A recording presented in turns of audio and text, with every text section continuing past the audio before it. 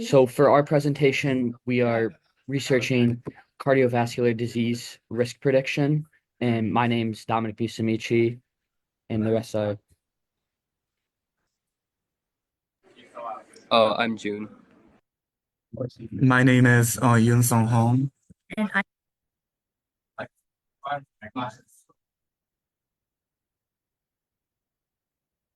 For our outlines, we'll start with some like background informations about like what is the cardiovascular disease and like what's our like simple goal of summer project regarding that background. And also we'll go through some like the data set we use. I'll go through overall explanation about like what each variables and attributes are talking about and how they represent each patient's data. And I also show some visualization about how data are distributed and some other like correlation heat map and stuff like that. And we'll also go through the literature review. We will go through some papers that regarding have the like same topic, handling like similar type of data set and how they did differently with us and how things are different, like how their models are different with us, things like that.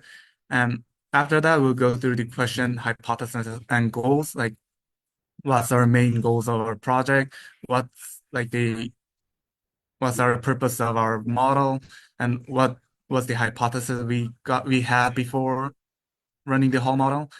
And after that, we'll go through the methods, how we run the model, how our model works, what our model was purposed on, and like what accuracy we got, things like that.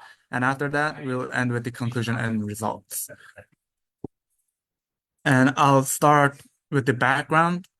For the background, the cardiovascular disease, which we also call a CVD, refers to a group of disorders involving the heart and blood vessels. Uh, there are there are many types of CVD, such as like stroke, heart failure, and peripheral artery disease, things like that. Like stroke is the type of disease that is caused by a reduced or blocked blood supply to the brain, and the heart failure causes by a condition where the heart cannot pump blood effectively to meet the body's needs. And usually these kind of things, when we find late, it leads to the death. And this, because of this kind of characteristic, this is CVD is one of the leading causes of death globally, accounting for approximately like 18 million deaths annually. And this is referring to the WHO. And so the early detection is really critical. So like our goal is to find like causal effect or correlation between the various aspects of the patients, for example, like age or like cholesterol levels, such like that, with the risk of actually having a CVD.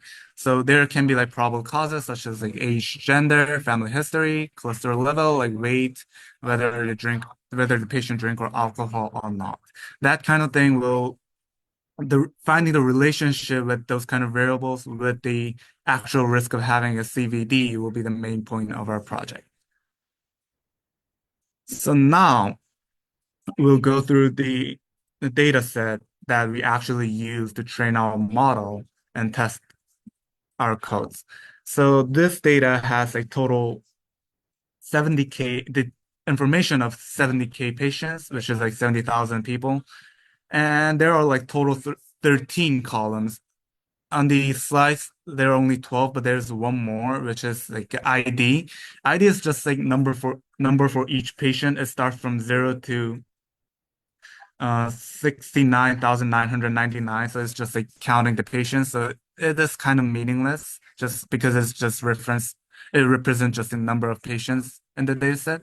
And the next variable will be the age. And this variable talks about the age of the patients, but in days. So if you want to calculate it in a year, we have to divide it by 365. And the height of the variable height is just referring the height of the patients in centimeters, the weight in kilograms. And gender, there will be two types, male and female. And the next variable will be the systolic blood pressure and diastolic blood pressure. These two blood pressures are about the higher number and the lower number when we measure our blood pressure. And the next variable is the cholesterol level.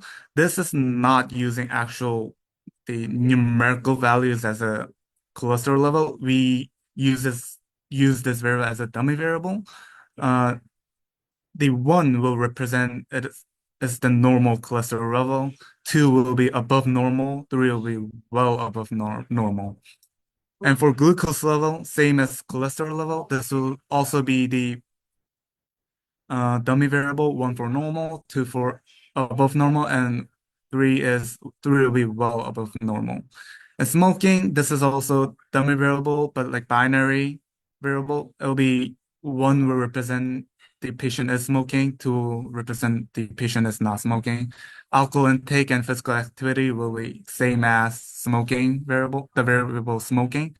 And the last variable is like presence or absence of cardiovascular disease. This will be the target variable we want, which is like the variable Y.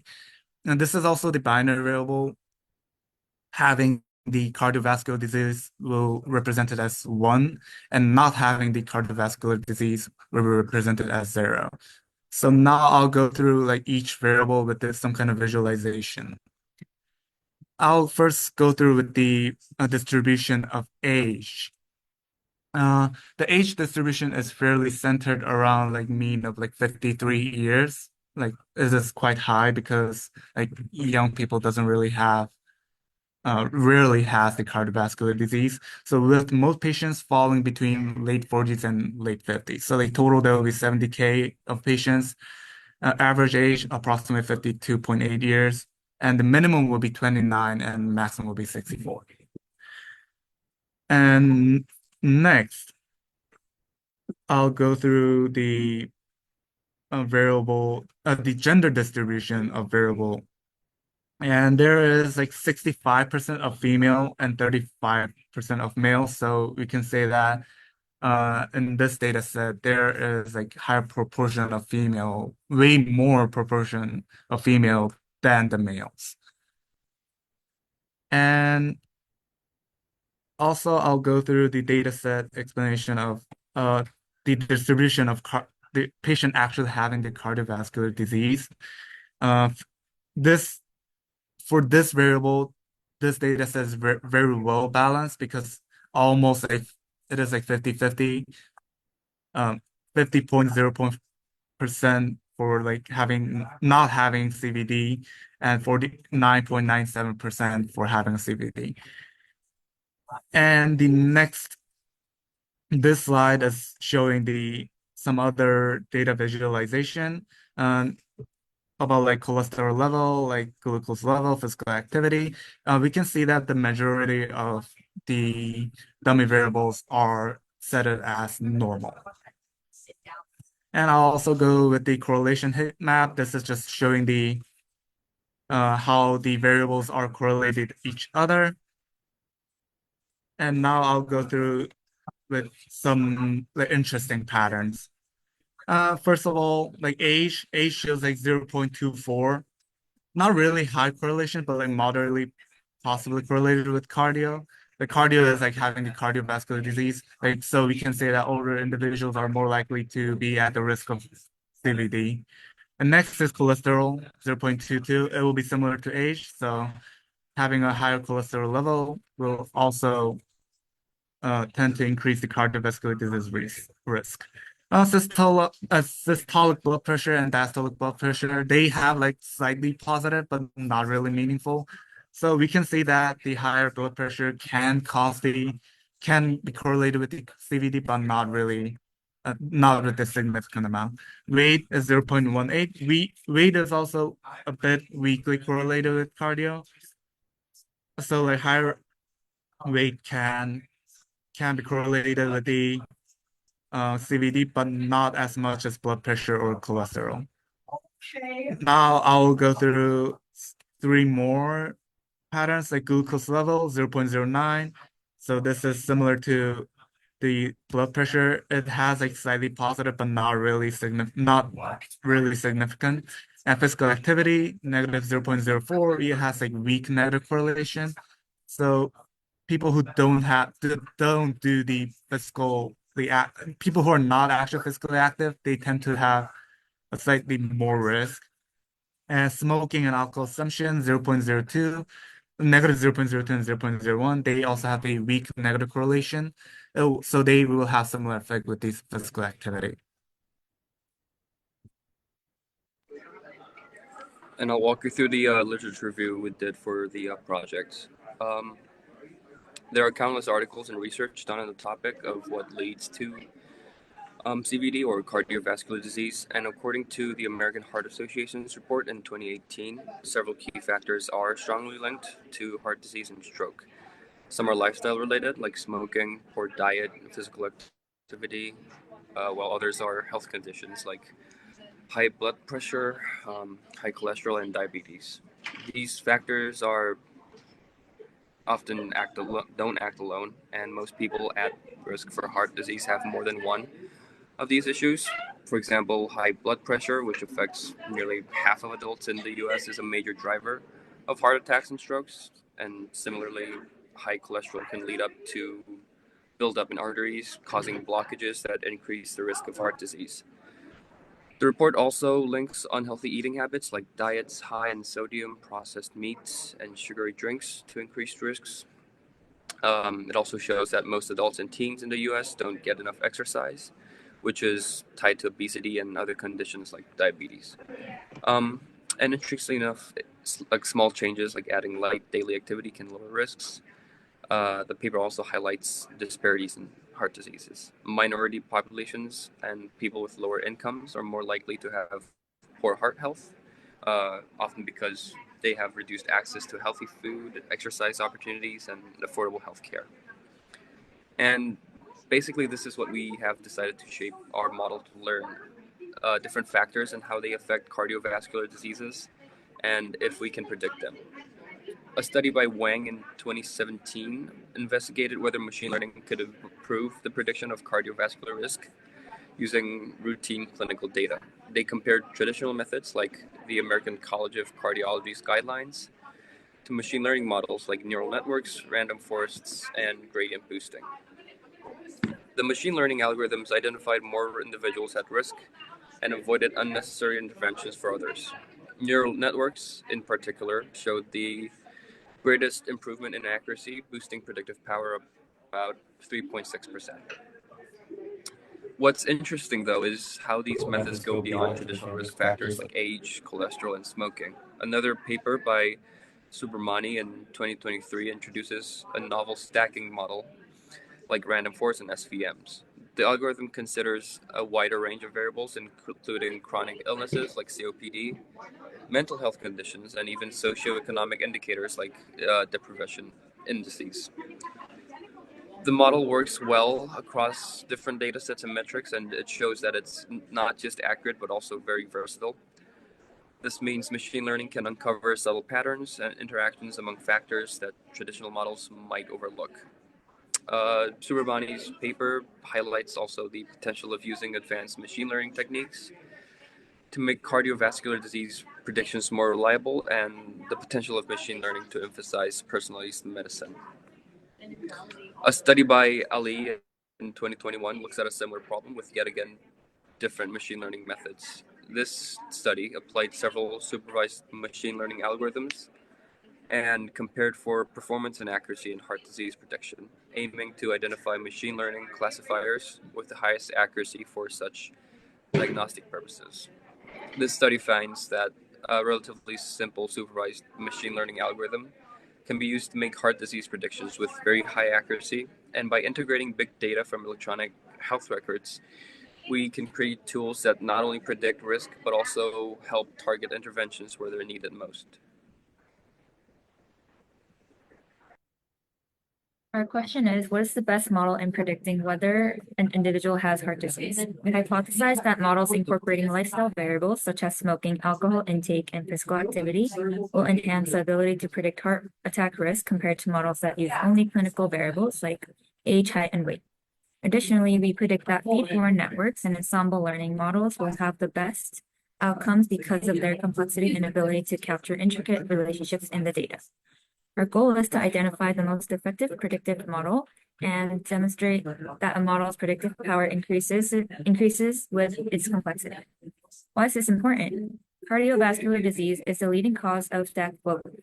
An accurate predictive model enables early identification of high-risk individuals, allowing for timely interventions and preventive measures.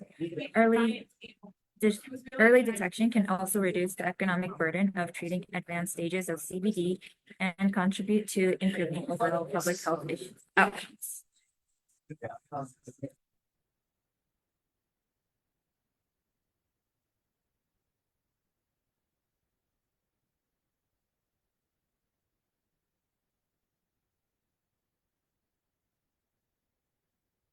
There, we'll private that. So for the methods section, our methods are composed of two separate parts: data preprocessing and testing of each of the models. So for the preprocessing section, the first thing we did was detect any outliers in the data set. We looked at variables such as height, weight, BMI, and blood pressure, and we removed any samples in the data set that were extreme outliers, such as less than 2.5% or greater than 97.5%. Additionally, we created our own features using height and weight, such as body mass index, and we use the systolic and diastolic blood pressure to calculate the mean arterial pressure, the MAP. And additionally, for the categorical variables such as cholesterol and glucose, we use one-hot encoding for these. And then we use principal component analysis with 15 features to reduce the dimensionality of our data set. And we use a standardization scaler to scale all of the weights of each of our features. And for the neural network model, we use a 70-15-15 training validation test split. And for each of the models that we explored, we first looked at some of the naive implementations, such as logistic regression, support vector machines, and decision trees. And we used each of these without any hypertuned parameters and tested their accuracies. And then we went over a feed-forward neural network, which we implemented using PyTorch and tested the results of this. And then after we tested gradient boosting methods such as XGBoost and light gradient boosting model. And then after this, we combined 3 different models in an ensemble learning method. So for the pre-processing step, we tested each of the possible number of components of the model on a linear regression model. And we ran this process using a linear regression model and other fundamental models and found that n equals 15 consistently performed the best in each of these sets. So we decided to use this for our principal component analysis. And in this heat map here, we can see the correlation between each of the original features and the principal components, which we calculated from before. And here we can see that some of the features that we added, such as BMI and MAP, do have some high correlations with the principal components, which demonstrate the importance of each of these variables that were added. And looking at the heat map, we can see that some of the original features don't play as much of a role in our model. So first, starting with the naive implementations, we can see that we didn't use any hyperparameters for each of these, and they were the default models in scikit-learn. We use these as a baseline for the accuracy for each of these strategies, and most of them range between 60 to 70%. One noticeable factor here is that the recall for each of these models is relatively low, which is an important aspect looking for the predictive power for this specific model, since we care mostly about any detection of cardiovascular disease. And the models that we went through were logistic regression decision trees, random forest, SVMs, KNNs, AdaBoost, and naive Bayes. From this, we can see that logistic regression and SVMs generally perform the best, but we can see that random forest does have the highest recall among these models. And then after this, we went on to a feed-forward network model. For this, we use the AtomW optimizer and a one-cycle learning rate scheduler. Additionally, we initialize the weights of our model using Xavier uniform initialization, and the architecture of our model includes 4 linear layers with leaky ReLU dropout and batch normalization. The attempt of these layers is to increase the generalizability of our model and reduce the vanishing gradient problem. While testing our model, we use the binary cross entropy loss function, and At this moment, it currently obtains 72.8% accuracy. However, we are still in the process of hyperparameters, so it is expected that this model will obtain up to between 73 to 74% accuracy.